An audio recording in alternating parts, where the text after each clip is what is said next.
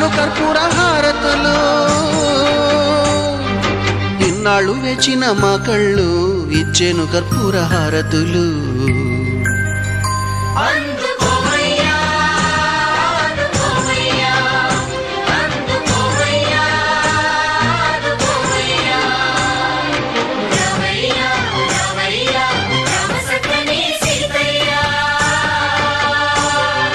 రావయ్యా రావయ్యా రామ సక్కని సీతయ్య.